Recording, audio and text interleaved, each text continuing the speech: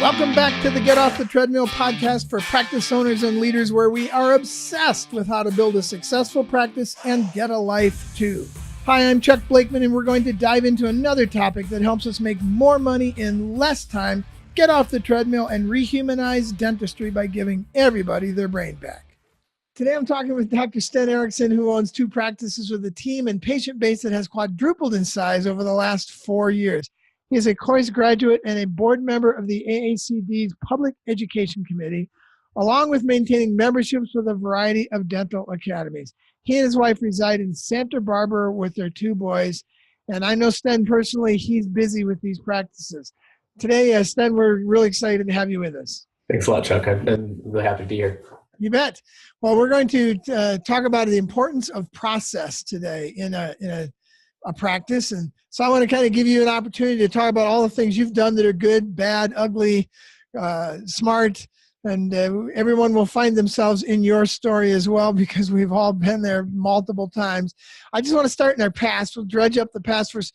Did you start out with processes as a focus, or did you wing it like most of us, like I did for 3 or 4 businesses, or was it something in between? How'd you figure this stuff out in the past? Yeah, I mean, obviously, or not maybe not obviously, but of course, we all winged it. I mean, I definitely winged it in the beginning. Like anyone really bears down and realizes and works hard on processes until they get bit a few times. And you just got to hope that those initial bites aren't too bad to screw things up too bad. But no, I definitely, you come out thinking you can do it all, and it all lives in your head, and that's what's going to make the business run. And you realize pretty quickly that's not the case. So yeah, I don't think they teach you in dental school that you need to develop protocols and processes. They do some of that, but most of it's about how you will make money if you just are a good dentist. And it's absolutely true. And it's, you talk to one instructor and the next instructor, and they're all many different things, and neither one of them has anything written down, it seems like. They really just kind of, this is what I do every time, and why would I need to write it down? Because I know how to do it.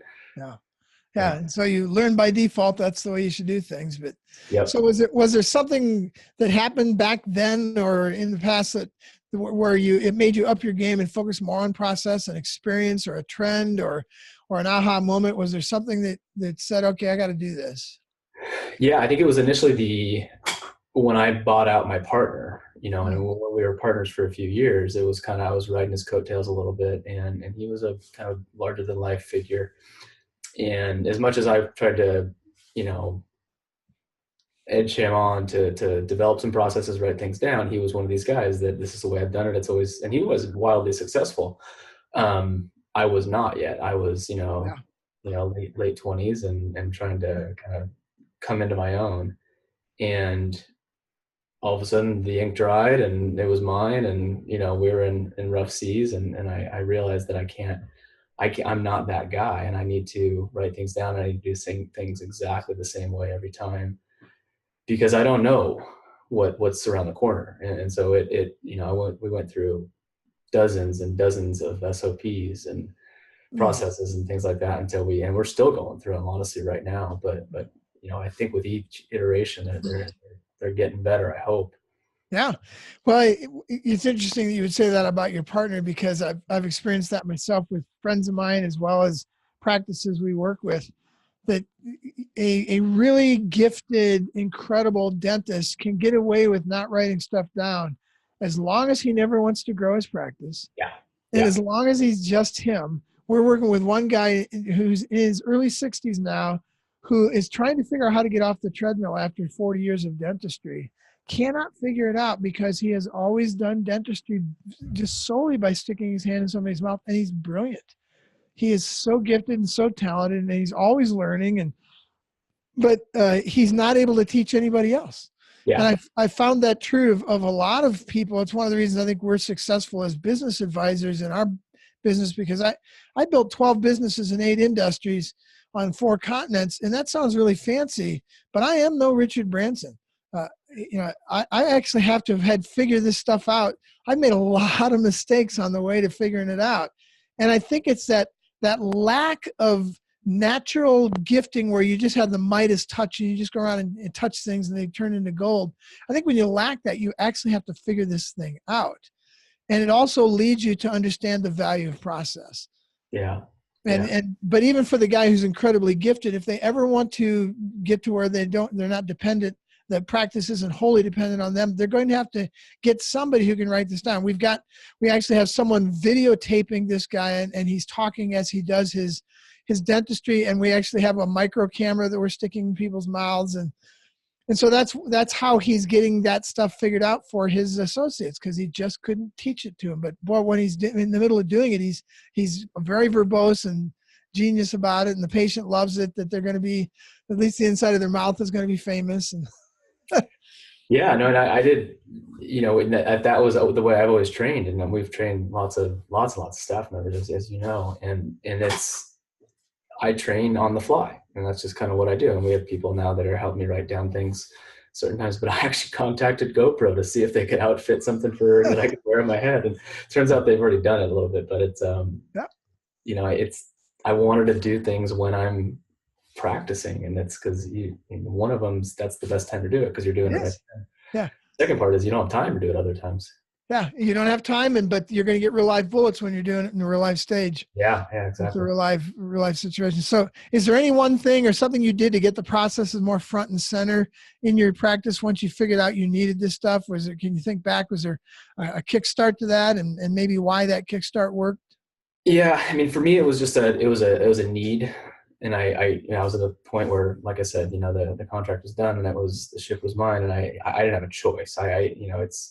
I had to be successful or sink. And so that was kind of it. And we started having lots and lots and lots of meetings. And that was, at the time, it was really good. And we went over all our SOPs. We would pick 5 or 6. We would develop them together, all that good stuff.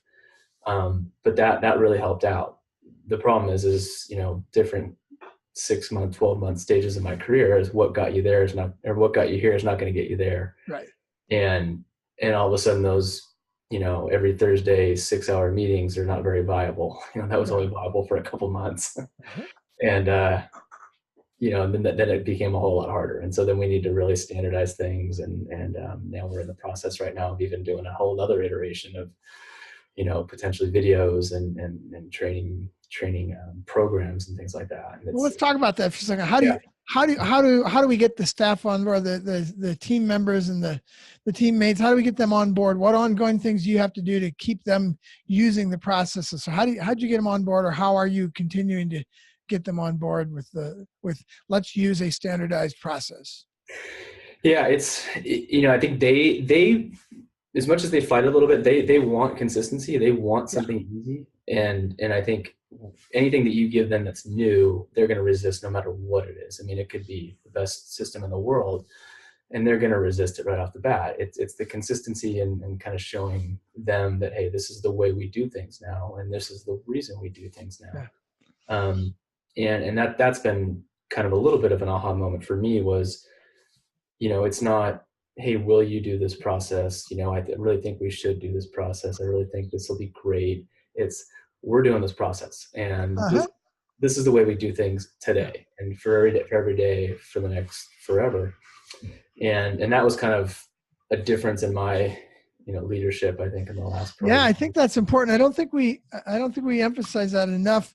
I talk about this all the time. The art of leadership is to know how few decisions the leader needs to make, but that's one of them.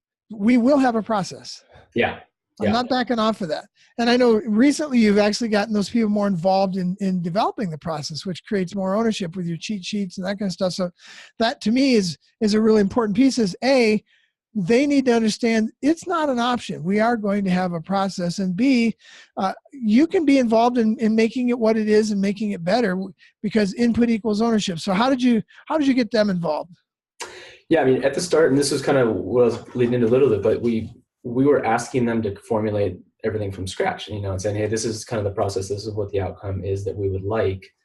How should we get there? And I think that was a little bit, you can lead the horse to water, but you can't make them drink. And I think we kind of realize is that, hey, we're going to have to start the ball rolling here, and we're going to kind of develop these processes. This is the problem that we need to solve for. Help us just fine tune it. I think they really like that too, because they got a little bit nervous, I guess, when they were asked to come up with a process. Right.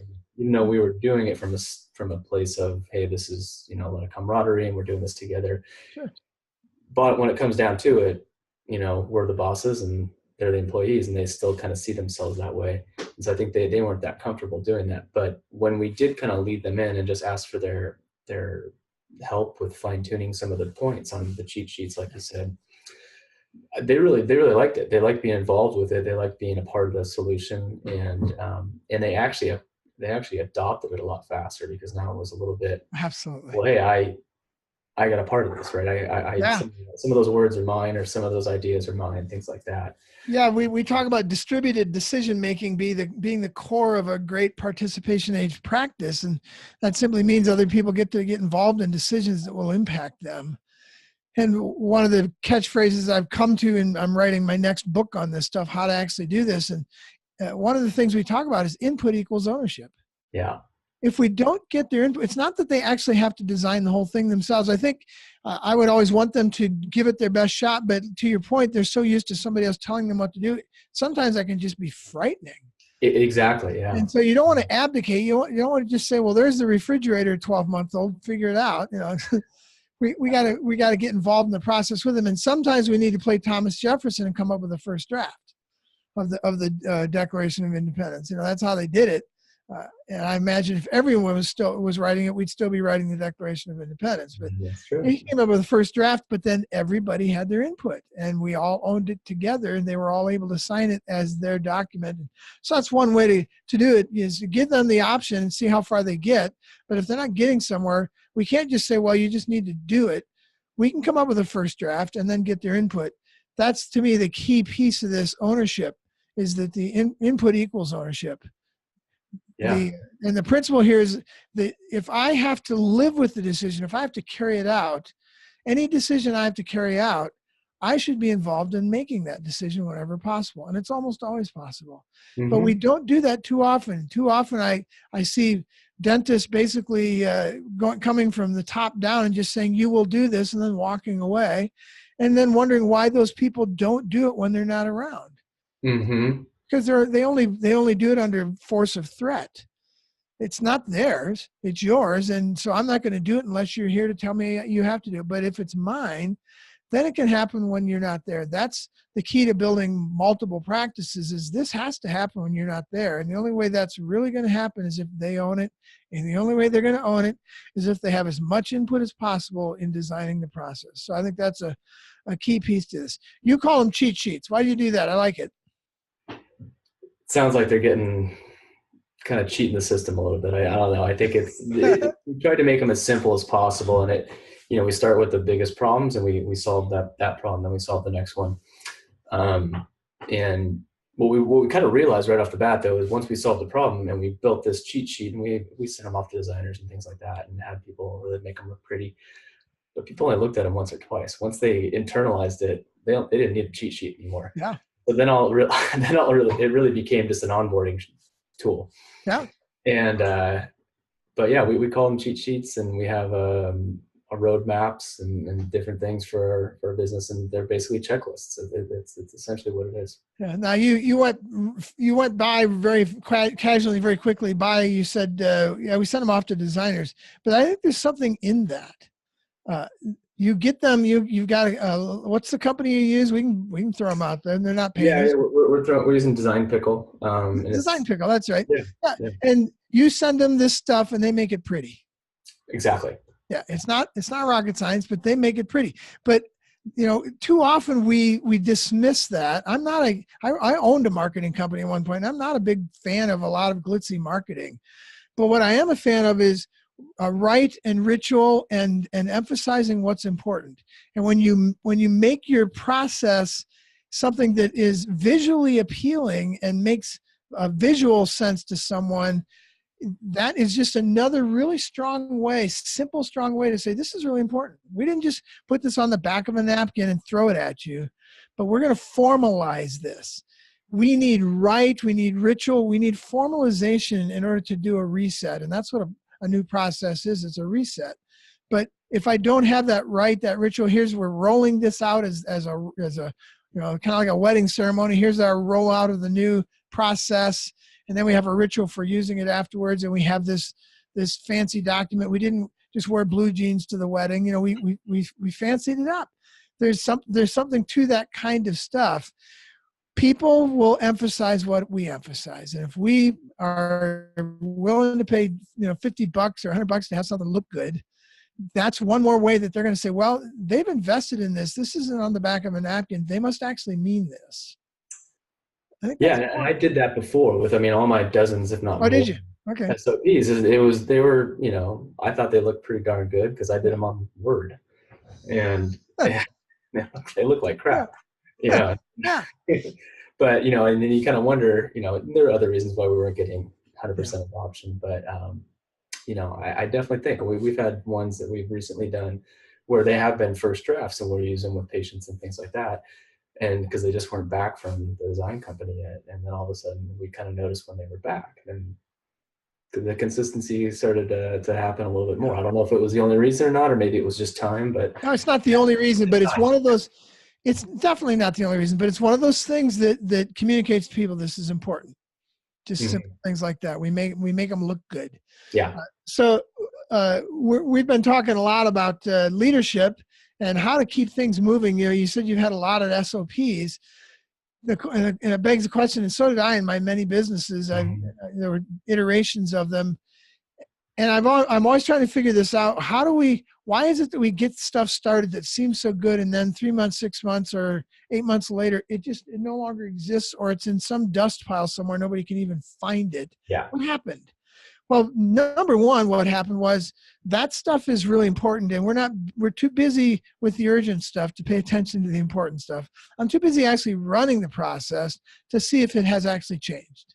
I don't have time for that nonsense. So that's number one. And then secondly, attached right to that is we don't revisit the actual documents themselves on a regular basis to see if it's going to work. So I'm manic about this. Our own team does this. Every time we have a meeting, we bring out one of our processes and we take a look at it. And everybody gets a copy of it, or we put it up on a big screen. And we ask basically 2 or 3 questions. Question number one is this still the result we want? And we write that on the process, because I think that's important. That too often we develop processes for the sake of having a process. We feel really good, but nobody knows why we actually have the process. What result do we want? That should be right at the top of the map. So that's the first question we ask. Here's a process. Is this the result we want? And if the answer is yes, then the second question is this the process that we still think will get us that result? And we walk through it very casually together. We walk through all 4 steps or 10 steps or 15 steps, whatever it is. And we did this last week with a map, or 2 weeks ago we did it with a map. It took us about 45 seconds. Yep, we still want that result. Yep, that map's still good. We put it down. We went on with our meeting. Last week we did it again with another meeting, and we probably invested 12 or 15 minutes fixing that map. And in some cases, we had to realign the map with what reality actually was. And in one case, we actually had to get back to what the map said to do, because that's what happens is the map and the people start to get misaligned along different things. And that has kept our mapping fresh. It's the first time in my history of companies, again, I'm such a slow learner. I'm in my 12th company. It's the first time I've actually figured out how to keep processes relevant.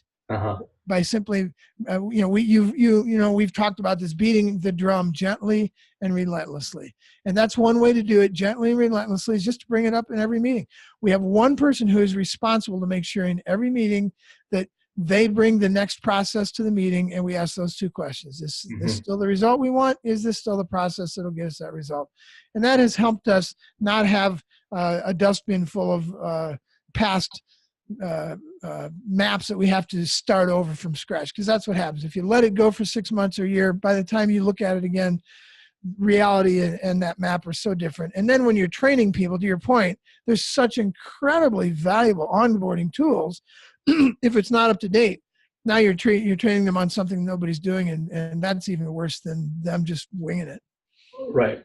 And that's kind of what we liked about the cheat sheets and having them really, really concise is, our, 2 or 3 or 4 iterations of our SOP manual. I mean, they're each, that thick, and no one looked at them. No one ever looked at them.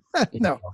And I mean, I think going through the processes every meeting, like you're saying, is kind of our next phase for sure. It's definitely where we need to go. But we've also found kind of going through the process of the cheat sheet or the SOP, whatever our problem was at the time, just going through the process of writing things down kind of solved that problem. Yeah. Without even launching the final deliverable. Yep. Yeah. Well, and this is a really important piece for us to put out there as well. What you just mentioned, SOPs tend not to get read. If you have a 137-page training manual or SOP that you give someone when they start, I've done a lot of polling of people who've gotten SOPs, and almost nobody ever reads them because they don't know what part of that actually pertains to them. There's 127 pages there. There's 16 pages that actually pertain to them, but it's page 3, 19 through 23, 33 through 36, page 20 and 97. I mean, they don't know. And so they glaze over before they get going. People don't read them. So that's another, I think another good tip on building processes is do not build an SOP. We took our last SOP many years ago and blew it up into small cheat sheets. We call them freedom maps, where we take one process and it lives all by itself and it's pertinent to those people who are in that area of the business. We keep it all digitally. So yeah, I guess we do have an SOP, but the people at the front desk don't have to look at the whole thing. They look at the 3 processes that pertain to them, and now it's meaningful to them. And I think that's a really important piece of this is to think of it not as an SOP, but think of them actually as small fragments, small processes that need to live on their own and have their own life and get their own day in the light in the sun when you're going into your meetings. Yeah. We use lucidchart.com for people listening. It's a great resource. We have all of our freedom maps, our process maps on lucidchart.com. It's very simple. It works kind of like PowerPoint, but simpler in a lot of ways. And we have everything there, and everybody in the entire organization can see every map and see every process. And so it's a very transparent tool, very simple, and it costs I think it's $4.95 a month. So nobody has an excuse for not using that or some other tool like that. An outside organization like you guys do, it doesn't matter, but they should all live in one place, but all have their own day in the sun. So what are you doing? You've got 2 locations. You might want more. How well, what is this? What do written processes mean to that scenario? Yeah, and that's the what got me here won't get me there piece of it. It's what we found is every kind of step of the way something breaks, and something that we didn't expect to breaks. We did very, very well, or I thought we did very well. We grew the company very well. I thought the culture was very, very good. Patients were coming in, everything was great when I had direct touch to everything I did. Yes, sure. And I thought in the past that made me a good leader. Well, that just made me a good worker. Manager. Yeah.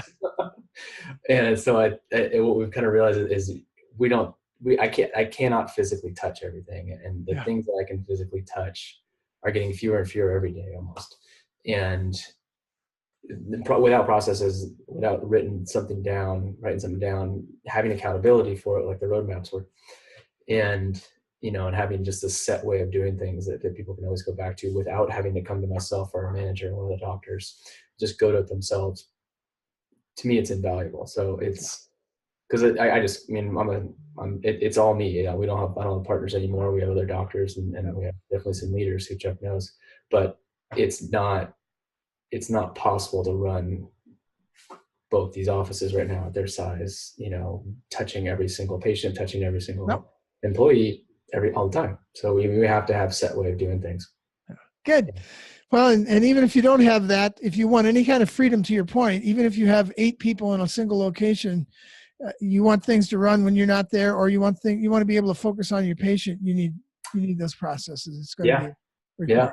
So either way, you need them. Do you have a kind of a parting shot here, a thing you've learned about building your practice around processes that you could give to our listeners?